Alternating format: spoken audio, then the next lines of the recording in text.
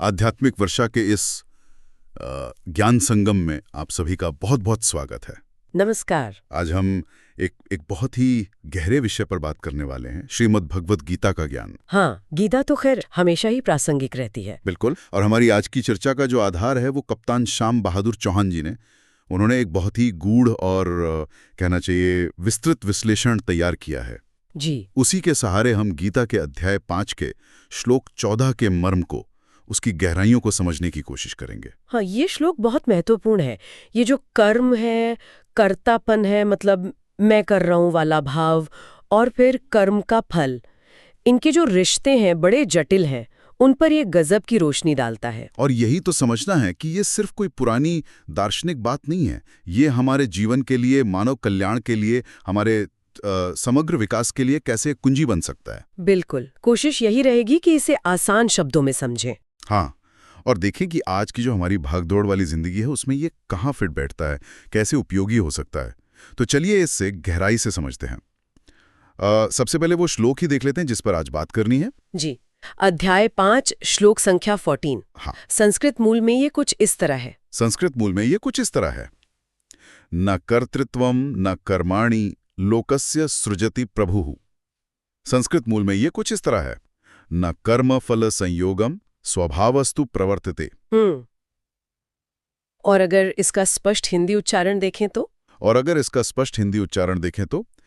न कर्तृत्वम न कर्माणि लोकस्य सृजति प्रभुः। और अगर इसका स्पष्ट हिंदी उच्चारण देखें तो न कर्म फल संयोगम स्वभावस्तु प्रवर्तते। बिल्कुल।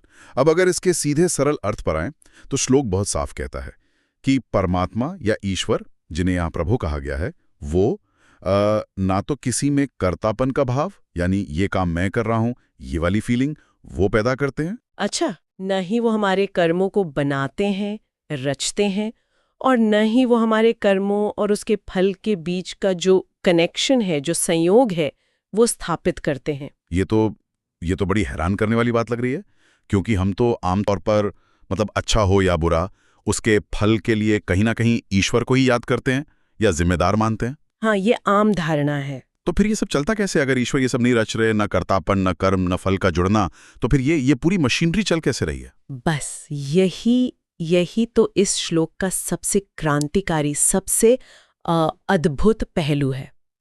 और जवाब श्लोक की आखिरी लाइन में ही है, स्वभावस्तु प्रवर्तते। स्वभावस्तु प्रवर्तते। हाँ, यानी ये सब कुछ तो स्वभाव के जरिए ही हो रहा है।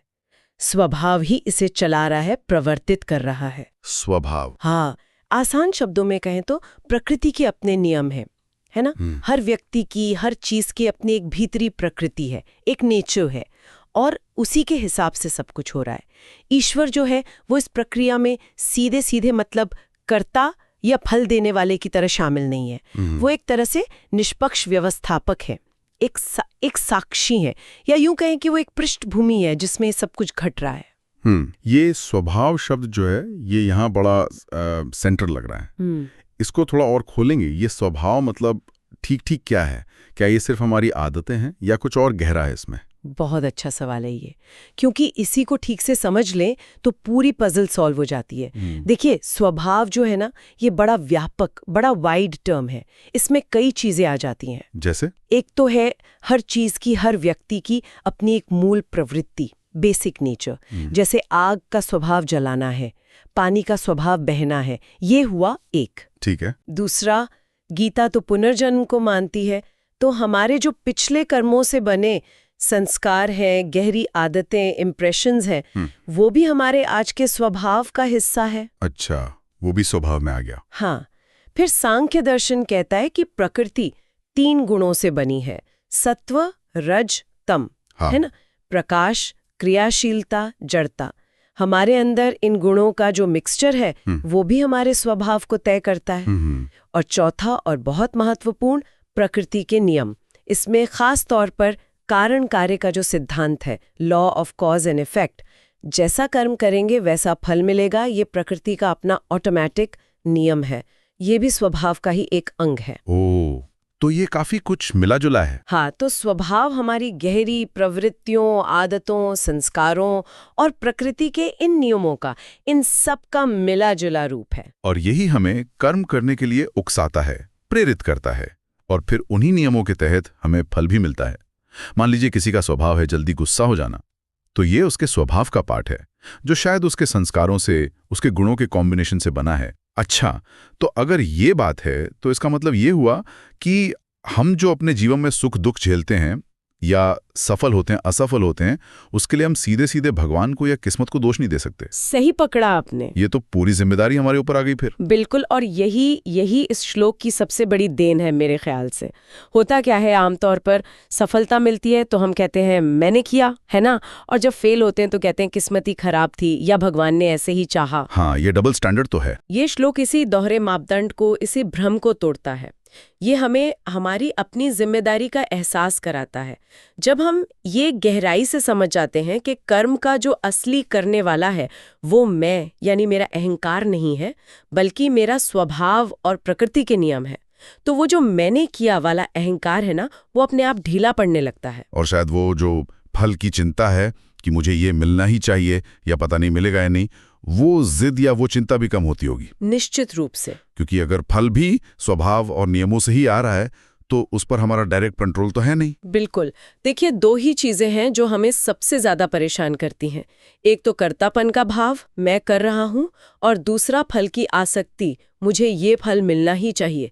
यही दोनों तो तनाव, चिंता, दुख और यहाँ तक कि जो आपसी झगड़े होते हैं उनकी जड़ में है। सही बात है। जब ये समझ में आता है कि मैं करने वाला नहीं हूं, मैं तो एक माध्यम हूं जिसके जरिए स्वभाव कर्म करवा रहा है और फल भी उन्हीं नियमों से मिलेगा, तो मन पर से एक बहुत बड़ा बोझ उतर जाता है। सही में व्यक्ति एकदम शांत, स्थिर महसूस करने लगता है। ये समझना कि मैंने किया वाला भाव ही एक तरह का भ्रम है, ये सुनने में तो काफी राहत देने वाला है।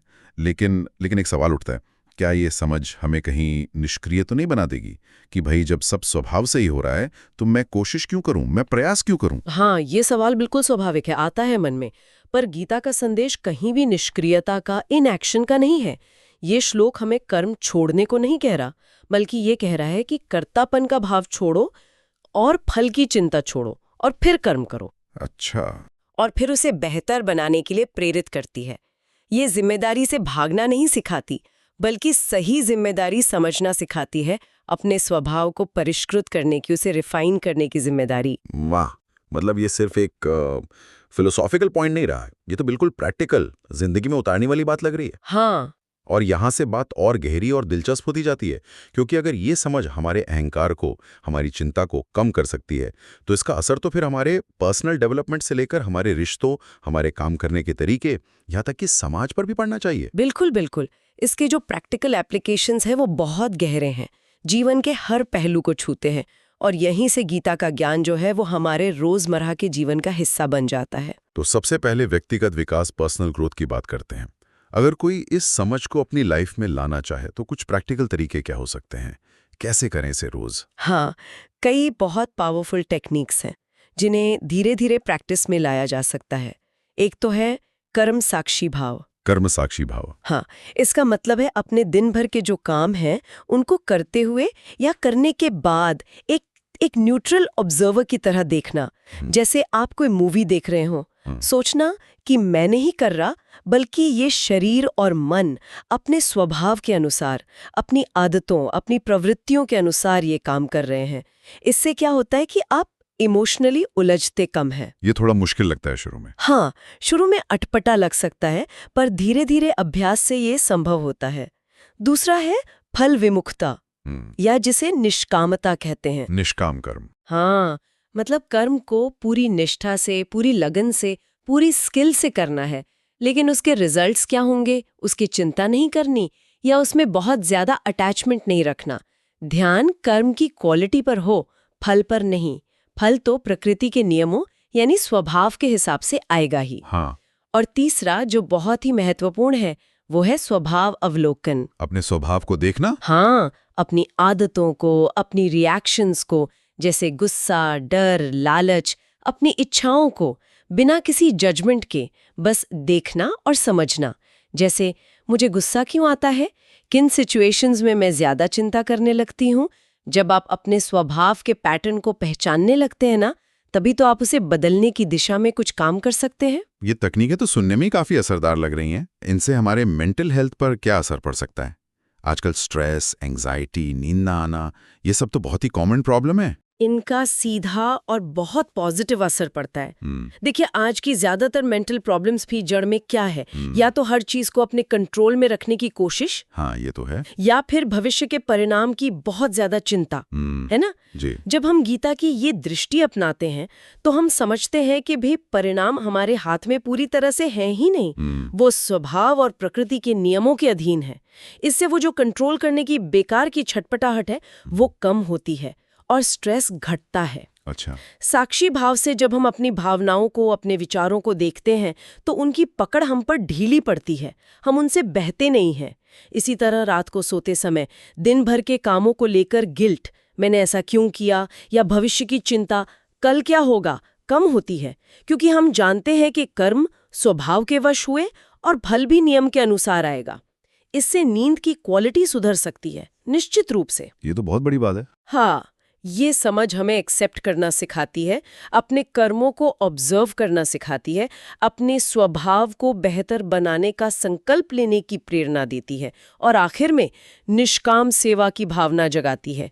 ये सभी गहरे मानसिक स्वास्थ्य और स्पिरिचुअल ग्रोथ के बहुत जरूरी अंग हैं। तो पर्सनल लेवल पर देखें तो ये श्लोक हमें अपने मन का मालिक बनने का रास्ता दिखा रहा है। साक्षी बनकर, फल की चिंता छोड़कर और अपने स्वभाव को समझकर हम अंदरूनी शांति और स्थिरता पा सकते हैं। ये तो हुआ व्यक्तिगत पहलू, लेकिन रिश्तों का क्या? रिश्ते तो बड़े कॉम्प्लिकेटेड होते हैं, भावनाएं होती हैं, उम्मीदें होती हैं और अक्सर टकराव भी होते हैं। हाँ, रिश्ते यकीनन जटिल होते हैं, लेकिन ये सिद्धांत यहाँ भी, मेरा मानना है, चमत्कार कर सकता है। सोचिए, परिवार में या दोस्तों में किसी का व्यवहार आपको बार बार तकलीफ देता है। हाँ, होता है ऐसा। तो सामान्य रिएक्शन क्या होता है? गुस्सा आता है, दुख होता है, शिकायत करते हैं, या फिर हम उन्हें बदलने की कोशिश में लग जाते हैं ना। बिल्कुल। अब गीता की दृष्टि से देखिए, उनका जो व्यवहार है वो उनके स्वभाव का परिणाम है, उनकी अपनी प्रवृत्तियां, उनके संस्कार, उनकी समझ। आप उनके स्वभाव को सीधे सीधे कंट्रोल नहीं कर सकते, लेकिन आपके कंट्रोल में क्या है? आपका अपना कर्म, यानी उनके प्रति आपका व्यवहार कैसा हो, आपकी प्रतिक्रिया कैसी हो, आपके शब्द कैसे हों। ये बात तो है। जब आप उन्हें बदलने की बेकार की कोशिश छोड़ देते हैं और उनके स्वभाव को बिना उसे सही ठहराए ये जरूरी है समझने की कोशिश करते हैं और अपना ध्यान अपने कर्म पर केंद्रित करते हैं, जैसे प्रेम से बात करना, सम्मान देना, धैर्य रखना, साफ लेकिन शांत तरीके से अपनी बात कहना, तो टकराव की संभावना अपने आप कम हो जाती है। आप शांत रहते हैं और हो सकता है धीरे धीरे आपकी शांति, आपकी पॉजिटिविटी का असर उन पर भी पड़े। ये माता पिता और संतान, पति पत्नी, भाई बहन, दोस्त, सभी रिश्तों पर लागू होता है। ये बात तो समझ आती है, लेकिन रिश्तों में, खासकर पारिवारिक रिश्तों में, उम्मीदें, अपेक्षाएं बहुत होती हैं। जैसे अक्सर घर संभालने वाली महिलाएं हैं, वो महसूस करती हैं कि सारे घर का बोझ उन्हीं पर है, वही सब कुछ करती हैं। या फिर कामकाजी महिलाएं हैं जो ऑफिस और घर के बीच बैलेंस बनाने के तनाव में रहती हैं। क्या ये सिद्धांत उनकी मदद कर सकता है, उन्हें सशक्त, एम्पावर्ड महसूस करा सकता है? बिल्कुल, और ये बहुत ही महत्वपूर्ण सवाल है। महिलाओं को अक्सर परिवार की धुरी माना जाता है और ये सिद्धांत उन्हें एक आंतरिक शक्ति, एक इनर स्ट्रेंथ दे सकता है। देखिए, घर संभालने वाली महिला अगर घर की व्यवस्था को, देखभाल को एक कभी ना खत्म होने वाला बोझ ना समझे, बल्कि इसे एक यज्ञ की तरह देखे, एक प्रेमपूर्ण कर्तव्य या सेवा के रूप में देखे, तो वो जो कर्तापन का भाव है ना, सिर्फ मैं ही करती हूँ, कोई मेरी कद्र नहीं करता, वो कम होता है। अच्छा। जब ये भाव हटता है तो वही काम बोझ नहीं लगता, बल्कि उसमें एक संतुष्टि, एक शांति का अनुभव होता है। इसका मतलब ये नहीं कि उनके काम का महत्व कम है, नहीं, बिल्कुल नहीं, बल्कि ये उस काम को एक उच्च, एक आध्यात्मिक आयाम देता है। और कामकाजी महिलाओं के लिए, उनके लिए तो डबल प्रेशर होता है। हाँ, उनके लिए तो ये और भी मददगार है, जो अक्सर दोहरी जिम्मेदारी के तनाव से जूझती हैं। ऑफिस और घर दोनों क्षेत्रों में अपना कर्म पूरी ईमानदारी और निष्ठा से करें, लेकिन परिणाम की चिंता, जैसे क्या मुझे प्रमोशन मिलेगा, क्या मैं सबको खुश रख पा रही हूँ, लोग मेरे बारे में क्या सोचेंगे, इसे छोड़ दें। जब ध्यान केवल कर्म की क्वालिटी पर होता है ना, तो तनाव अपने आप कम हो जाता है और सेल्फ सेटिस्फैक्शन बढ़ता है। सहकर्मियों के व्यवहार से, उनके स्वभाव से कम परेशान होती हैं और अपनी प्रतिक्रियाओं, अपने कर्म पर नियंत्रण रखती हैं, तो वो ज्यादा शांत, ज्यादा स्थिर और ज्यादा प्रभावशाली बनती हैं। ये समझ उन्हें बाहरी परिस्थितियों पर निर्भर रहने के बजाय आंतरिक शक्ति का स्रोत बनने में मदद करती है। स्रोत सामग्री में मानवीय संबंधों की एक और बड़ी कॉम्प्लेक्स लेयर का भी जिक्र था, प्रेम और आकर्षण, खासकर विवाहेतर संबंधों के संदर्भ में। ये एक बहुत ही सेंसिटिव विषय है। गीता की ये दृष्टि इस पर क्या कहती है? हाँ, स्रोत इस पर एक बहुत ही संतुलित और व्यवहारिक, प्रैक्टिकल नजरिया पेश करता है, जो गीता के मूल सिद्धांत के ही अनुरूप है।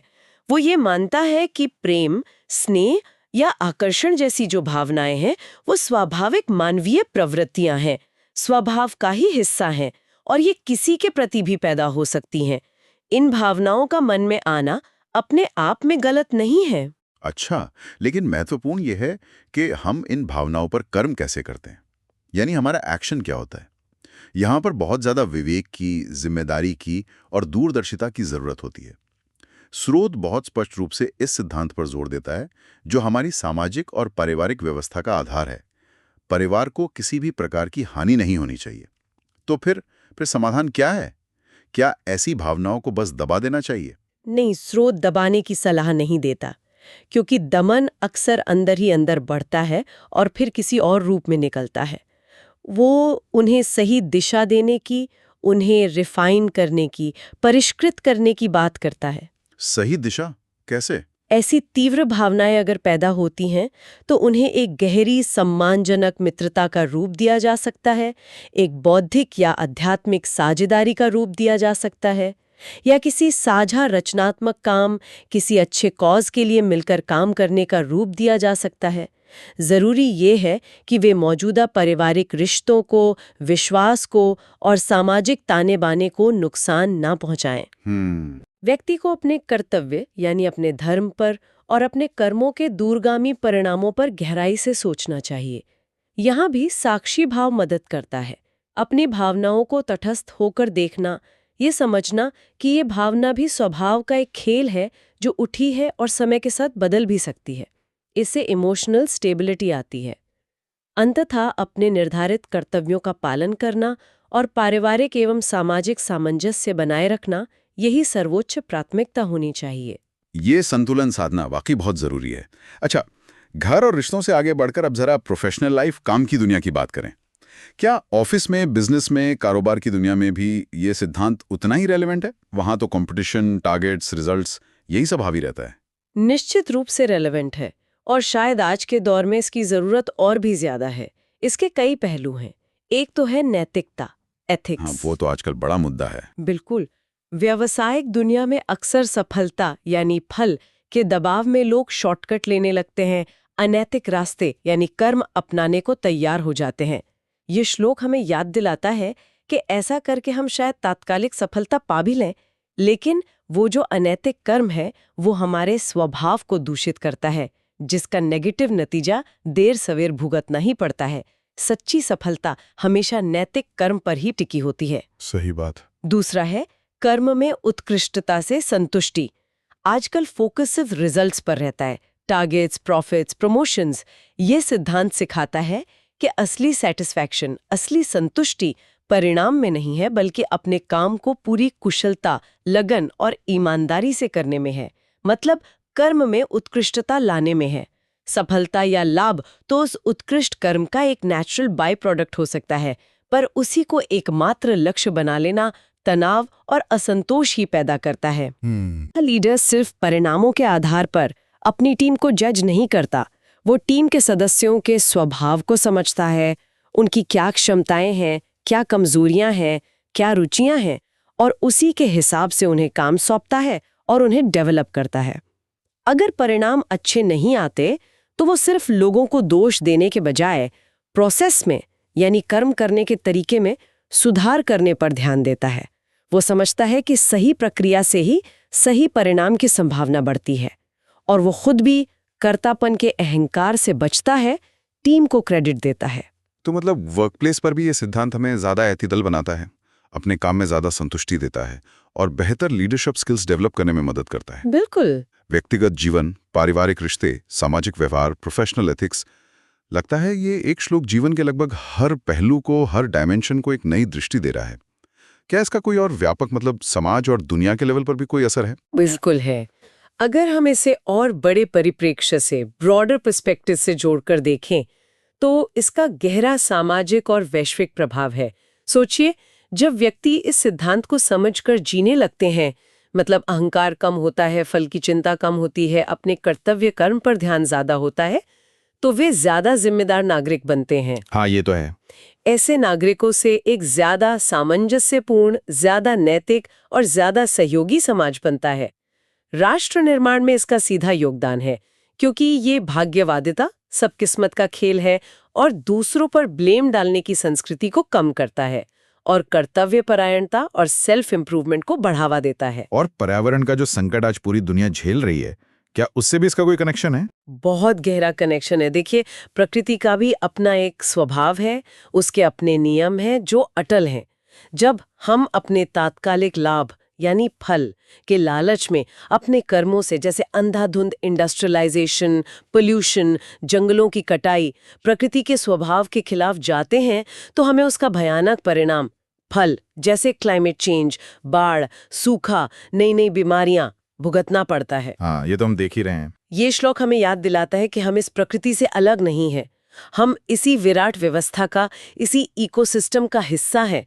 इसलिए प्रकृति के नियमों का सम्मान करना, उसके साथ तालमेल बिठाकर जीना और अपने कर्मों के दूरगामी परिणामों के प्रति सचेत रहना, ये भी हमारा जरूरी कर्म और कर्तव्य है।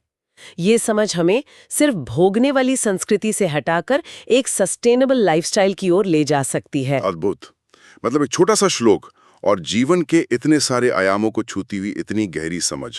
तो इस सारी चर्चा का सार क्या निकलता है? अगर संक्षेप में कहें तो मुख्य संदेश क्या है जिसे हम अपने साथ ले जा सकते हैं? सार यही है कि हम भाग्य या ईश्वर के हाथ की कठपुतलियां नहीं है, जैसा कि कई बार मान लिया जाता है। हमारे जीवन की घटनाएं यूं ही रैंडमली या किसी बाहरी शक्ति की मर्जी से नहीं घट रही हैं। हमारे जो कर्म है वो हमारे अपने स्वभाव से ही पैदा होते हैं, हमारी गहरी प्रवृत्तियों, हमारे संस्कारों, हमारी आदतों और हमारे द्वारा चुने गए विकल्पों से। और उन कर्मों के जो परिणाम हैं वो प्रकृति के यूनिवर्सल और अटल नियमों के अनुसार सामने आते हैं। ईश्वर इस पूरी व्यवस्था का रचयिता और साक्षी है, लेकिन वो हर पल हमारे कर्मों में या उनके फलों में सीधे सीधे इंटरफेयर नहीं करता। और ये गहरी समझ हमें दो सबसे बड़े बोझों से मुक्त करती है। पहला, कर्तापन का अहंकार, सब कुछ मैं ही कर रहा हूं। और दूसरा, फल की चिंता, पता नहीं क्या होगा, मुझे ये मिलेगा या नहीं। बिल्कुल। और ये मुक्ति हमें अपने वर्तमान कर्म पर, अपने कर्तव्य पर पूरी ऊर्जा और शांति के साथ फोकस करने की शक्ति और स्वतंत्रता देती है। हाँ, यही वास्तविक स्वतंत्रता है। यही वो मुक्ति है जिसकी ओर गीता संकेत करती है। हम इस गहन और बहुआयामी विश्लेषण के संकलन के लिए कप्तान श्याम बहादुर चौहान जी को हृदय से एक बार फिर धन्यवाद देना चाहेंगे। उनके परिश्रम और उनकी अंतर्दृष्टि ने आज की सार्थक और शायद हम सबके लिए जीवन बदलने वाली चर्चा को संभव बनाया। निश्चित रूप से उनकी ये ज्ञान सेवा बहुत सराहनीय है। और जाते जाते मैं श्रोताओं के मन में एक विचार छोड़ना चाहूंगी, जिस पर वो चाहें तो मनन कर सकते हैं। जी जरूर। यदि कर्म और फल का ये चक्र काफी हद तक स्वभाव या प्रकृति के नियमों से ही चलता है, जिसमें ईश्वर सीधे तौर पर हस्तक्षेप नहीं करता, तो फिर हमारे जीवन में संकल्प का, इच्छा शक्ति का और चेतनापूर्वक अपने स्वभाव को बदलने के प्रयास का क्या महत्व और क्या स्थान है? या जैसा श्रोत में भी संकेत मिलता है, अगर ईश्वर करता नहीं है और सब कुछ स्वभाव से ही हो रहा है, तो फिर ईश्वर के प्रति भक्ति का या प्रार्थना का, उसका वास्तविक अर्थ और प्रयोजन क्या है? ये सचमुच एक गहरा प्रश्न है।